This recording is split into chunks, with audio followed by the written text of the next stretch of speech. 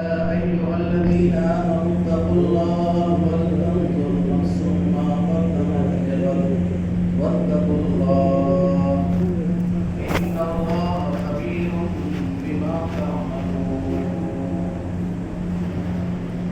وقال النبي صلى الله تعالى عليه وسلم: المسلم من سلم المسلمون من لسانه ويده، أو كما قال عليه الصلاة والسلام.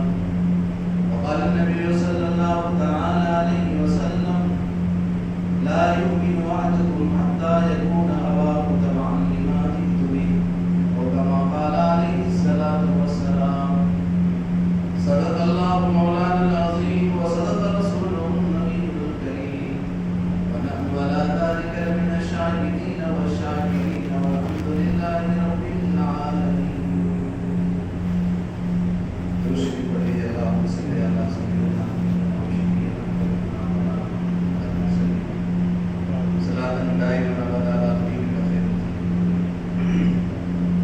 میرے بھائیوں بزرگوں اور دوستوں، اللہ جل جلالہ بننے والوں کا بے انتہا کرم اور احسان ہے کہ اس نے ہمیں اور آپ کو اپنی مبارک بارگاہ میں حاضر کی توفیق بنایا.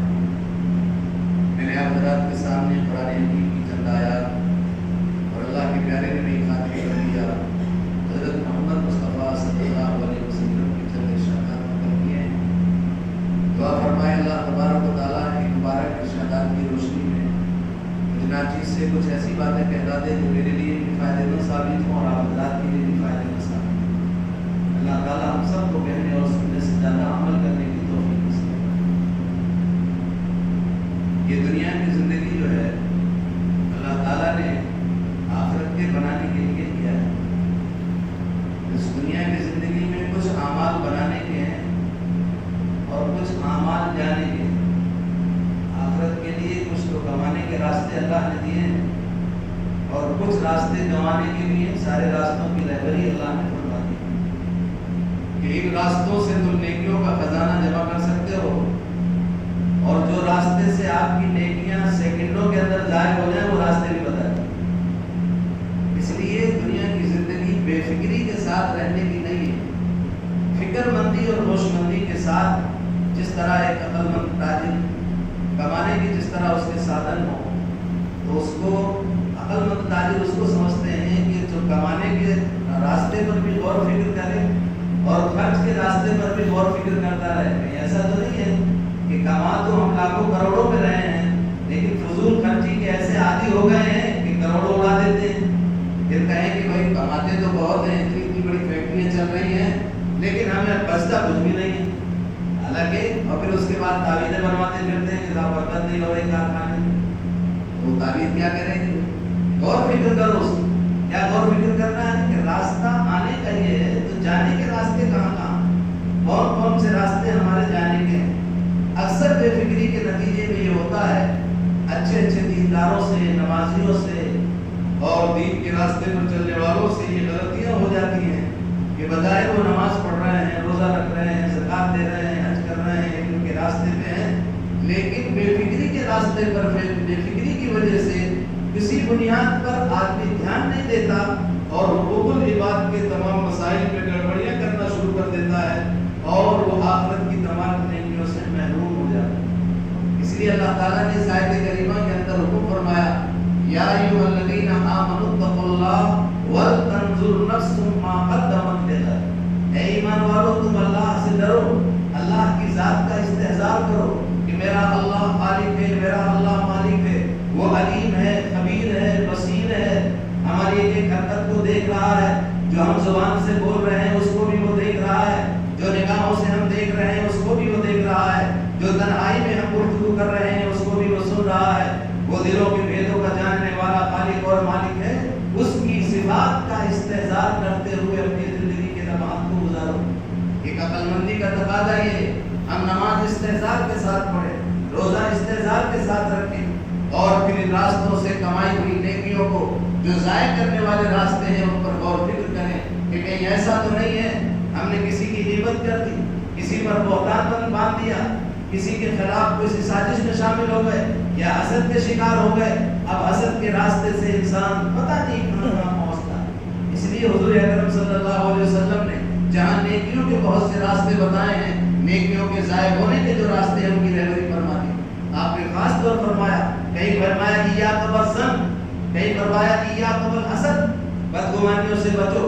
قرآن کہہ رہا ہے یا ایھا الذین آمنوا فاجتنبوا کثیرا من الظن ان بعض الظن اثم، اے ایمان والو تم بدگمانیاں کرنے سے بچتے رہنا، بعض بدگمانیاں گناہ ہوتی۔ کہیں فرمایا ایاک والحسد، حسد سے بچو، جلن سے بچو، اڑن سے بچو۔ کہیں فرمایا لا یجرمنکم شنآن قوم الا تعدلوا اعدلوا هو اقرب للتقوی، کہ تمہیں کسی قوم کی ذاتی عداوت اور دشمنیاں تمہیں اس بات پر نہ ابھار دیں کہ عدل انصاف کے راستے کو چھوڑ کر کے ناحق راستوں پر چل دو، کسی کی بدگوئی میں لگ جاؤ، کسی کے خطاب الزام تراشی میں لگ جاؤ، کوئی بنیادی حسد یا کوئی چڑھن یا جلن تمہیں اس بات پر نہ ابھارے کہ تم عدل انصاف کی بات نہ کر سکتے۔ یہ سارے راستے ہیں آخرت میں نیکیاں کمانے کا۔ جناب رسول اللہ صلی اللہ علیہ وسلم نے فرمایا المسلم من سلم المسلمون من لسانه ویده، کامل مسلمان وہ ہے جس کی زبان اور ہاتھ سے دوسرے مسلمان محفوظ رہے۔ قربان جائیے رحمت اللہ علیہ سرکار مدینہ حضرت محمد صلی اللہ علیہ وسلم کی ذات عالی پر آپ نے معاشرت کے مسائل پر، معاملات کے مسائل پر، زندگی گزارنے کے مسائل پر، کیونکہ اللہ علیم خبیر علیم بذات الصدور ہے، آپ نے اپنے نبی رحمت صلی اللہ علیہ وسلم کے ذریعے سے معاشرت کی برائیاں کیسے دور ہوں وہ ایک ایک کر کے، یہ بدگمانیاں ہوتی ہیں، یہ انسان کی فطرت، انسان متاثر ہوتا ہے، انسان کی فطرت جب بہت سی چیزیں بولی جاتی ہیں انسان متاثر ہوتا ہے، لیکن وہیں اللہ کے نبی صلی اللہ علیہ وسلم نے فرمایا کہ دیکھو ایاک والظن، بدگمانی سے بچو۔ تحقیق کا راستہ اللہ نے کھول دیا ہے۔ اگر ہم نے کسی کے بارے میں کچھ سنا، ہماری ذمہ داری ہے کہ براہ راست اس سے رجوع کریں، بھئی ہم نے آپ کے بارے میں سنا ہے، اس کی حقیقت کیا ہے؟ ہم نے آپ کے بارے میں سنا ہے آپ نے فلاں کا پیسہ مار دیا، ہم نے آپ کو سنا ہے کہ فلاں کا قرض نہیں آپ دے رہے ہیں، اب ہم نے سنا ارے یار وہ بیکار آدمی ہے، ہم نے تحقیق ہی نہیں کیا کہ میرے قرض کا مسئلہ کیا ہے، مجھ کو اس نے فلاں نے ایسا کر دیا، فلاں نے یہ کیا، فلاں جوا کھیل رہا تھا، ارے وہ تو جواری آدمی۔ حضور اکرم صلی اللہ علیہ وسلم نے ارشاد فرمایا کفا بالمرء کذبا ان یحدث بكل ما سمع، آدمی کے جھوٹا ہونے کے لیے اتنا ہی کافی ہے کہ ہر سنی سنائی بات ہمارے سامنے آئی اور ہم اس کو پیش کریں۔ اسی لیے فرمایا کہ آج کے زمانے میں واٹس ایپ اور یہ واٹس ایپ کے ذریعے سے جو خبریں چلائی جاتی ہیں یہ بھی اسی حکم میں آئے گا کہ آپ کے سامنے اگر کوئی خبر آئی ہے اس کی بغیر تحقیق کی اگر آگے اس کو بڑھاتے ہیں آپ حدیث کی روشنی میں جھوٹے ہیں۔ حضور اکرم صلی اللہ علیہ وسلم فرما رہے ہیں کفا بالمرء کذبا ان یحدث بكل ما سمع، کہ آدمی کے جھوٹا ہونے کے لیے اتنا کافی ہے کہ ہر سنی سنائی بات کو بلا تحقیق بیان کرے۔ آج معاشرے میں جتنی برائیاں ہیں، آج خاندان کی برائیاں ہیں، ساس بہو کے جھگڑے ہیں، بھائی بھائی کے جھگڑے ہیں، محلے محلے میں جھگڑے ہیں، اسی بنیاد پر کسی نے کہہ دیا کہ صاحب وہ تو آپ کے بھائی ایسا کہہ رہے تھے، بھائی سے بدگمان، آپ کی بھابھی نے ایسا کہا، اب وہ بھابھی اور جنگ شروع ہو گئی۔ معلوم ہوا کہ جب تحقیق کیا کہ نہیں میں نے تو ایسا نہیں کہا، تو کچا کان ہونا، اس کو کہتے ہیں کچے کان کا ہونا، کچے کان سے ہی معاشرت میں برائیاں پیدا ہوتی ہیں۔ انسان ہے، انسان غلطی اور بھول کا کتا ہے، انسان کے اندر غلط فہمیاں پیدا ہو سکتی ہیں، بدگمانیوں میں کوئی راستہ پیدا ہو سکتا ہے۔ آقا وقت کی مدنی جناب محمد رسول اللہ صلی اللہ علیہ وسلم نے اس کا حل نکالا ہے کہ بیٹھ کے طے کر۔ اسی طرح آپ صلی اللہ علیہ وسلم نے آپس میں ایک دوسرے کے پاس بیٹھ کر کے مصالحت کے راستے میں کہ آپ ایک دوسرے سے تحقیق کر لو اور اپنی بدگمانیاں دور کرو۔ اس لیے میرے بھائی بزرگوں دوستو، اللہ نے اس آیت کے اندر یہ فرمایا یا ایھا الذین آمنوا اتقوا اللہ ولتنظر نفس ما قدمت، اللہ سے ڈرو اور اللہ کا ڈر اپنے اندر پیدا کرو اور غور فکر کرو ہر عمل میں کہ کل کے لیے جو کل آنے والا ہے، قیامت کا دن کل، جہاں کسی حکومت حاکم کی حکومت کا کوئی واسطہ نہیں ہوگا، جہاں ساری سلطنتیں ختم ہو جائیں گی، جہاں ساری قوتیں اور سارا دبدبہ، ساری حکومت کا روب اور مال اور پیسے میں سارا روب ختم ہو جائے گا، اس دن سے ڈرو۔ وہ دن ہوگا جس دن ساری حکومتیں ختم ہوگی اور اللہ اعلان کرے گا لمن الملک، بتاؤ آئے دنیا کے حاکموں، دنیا کے اقتدار میں رہنے والوں اور کچھ پاور حاصل کرنے والوں، بتاؤ لمن الملک، آج ملک کس کا ہے؟ کوئی جواب نہیں ہوگا، کیونکہ سارے لوگ ختم ہوں گے، اللہ ہی جواب دے گا، للہ الواحد القہار۔ آج ملک تو اس اللہ کا ہے جو زبردست بدلہ ہے۔ اس وقت کے دل سے ڈرو۔ کہیں فرمایا واتقوا اللہ یوما لا تجزی نفس عن نفس، ڈرو اس کل کے دن سے جہاں کوئی نفس کسی نفس کو بچا نہیں سکے۔ اللہ کی پکڑ، اللہ کی گرفت سے کوئی نہیں بچ سکتا ہے۔ قرآن نے صاف فرما دیا، وَمَن يَعْمَلْ مِثْقَالَ ذَرَّةٍ خَيْرًا يَرَهُ وَمَن يَعْمَلْ مِثْقَالَ ذَرَّةٍ شَرًّا يَرَهُ۔ ذرے کے برابر بھی برائی اگر اس نے کی ہے، خیانت کی ہے، اس کو بھی دیکھ لے گا، برائی کی ہے اس کو بھی دیکھ لے گا، اور اچھائی کی ہے اس کو بھی دیکھ لے گا۔ ہماری ذمہ داری ہے کہ ہم اگر کوئی چیز سے بدگمان ہے اس سے سوال کیا جائے، اور اگر وہ جواب دے دے ٹھیک ہے اللہ کے حوالے کر دیا جائے۔ یہ حکم ہے شریعت کا۔ اس لیے حضور نے فرمایا وَلَا تَنَابَرُوا وَلَا تَحَاسَدُوا او کونوا عباد اللہ اخوانا۔ حسد کا ماحول مت بناؤ، ایک دوسرے کے پیچھے لگنے کا ماحول مت بناؤ۔ ولا تحاسدوا ولا تدابروا وکونوا عباد اللہ اخوانا، بلکہ بھائی بھائی اللہ کے بندو بھائی بھائی ہو۔ یہ اصلاح معاشرہ کا بہت بڑا عنوان ہے۔ جناب نبی کریم صلی اللہ علیہ وسلم نے جن اصولوں پر امت کو قائم کیا تھا، امت جب وہ اصولوں سے ہٹے گی تو دنیا میں فساد آئے گا، فتنہ آئے گا۔ آپ سے کہا جائے گا آپ وضاحتی بیان جاری کیجیے، آپ سے کہا وضاحتی، آج وضاحتی بیان سے تو آج امت یہاں تک پہنچ گئی۔ اس لیے میرے بھائیوں بزرگوں دوستو، جہاں ہم عبادت میں منہمک ہیں، اپنی نمازوں میں منہمک ہیں، اسی کے ساتھ حقوق و لباس کے مسئلے میں اللہ تعالیٰ نے بہت ڈرایا ہے۔ حقوق و لباس کے مسئلے میں جناب نبی کریم صلی اللہ علیہ وسلم نے بڑی رہبری فرمائی ہے کہ حقوق و لباس کے مسائل، حسد ان میں بہت بنیادی چیز ہے، کیونکہ اللہ نے فرمایا من شر، پناہ مانگی گئی من شر حاسد اذا حسد۔ حضور پناہ مانگ رہے ہیں کہ اے اللہ میں پناہ مانگتا ہوں حاسد کے شر سے جب وہ حسد کرنے پر آئے۔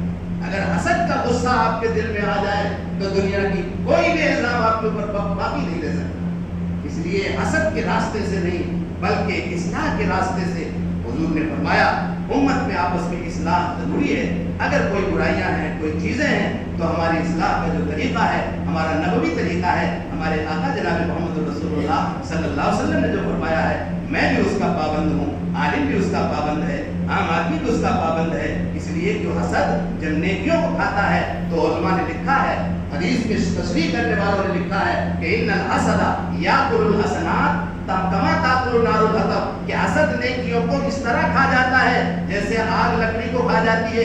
اس میں حدیث کی تشریح کرنے والوں نے لکھا ہے کہ جس طرح آگ کوئی دوستی نہیں رکھتی ہے کہ ساگون کی لکڑی ہے ہم اس کو نہیں جلائیں گے، آگ اگر ساگون کی لکڑی ہے اس کو جلا دے گی، ببول کی ہے اس کو بھی جلا دے گی، ایسے حاسد کوئی بھی ہو اگر میں حسد کروں گا کہ میں عالم ہوں بیان کرتا ہوں تو میری نیکیاں نہیں جائیں گی، میری بھی جل جائیں گی۔ عام آدمیوں کی کسی کی کوئی بھی حسد کرے گا اس کی نیکیاں ختم ہو جائیں گی۔ اس لیے میرے بھائیوں بزرگوں دوستوں، آج معاشرے میں اس طرح کے حالات میں ہیں، ہندوستان میں، اس ملک میں، ہمیں اور آپ کو اس کی ضرورت ہے کہ ہم اللہ اور اس کے اور رسول کے حکموں کی تابع داری کریں، معاشرت میں بھی، معاملات میں بھی، رہن سہن میں بھی، تاکہ ہمارے اعمال خراب نہ ہوں۔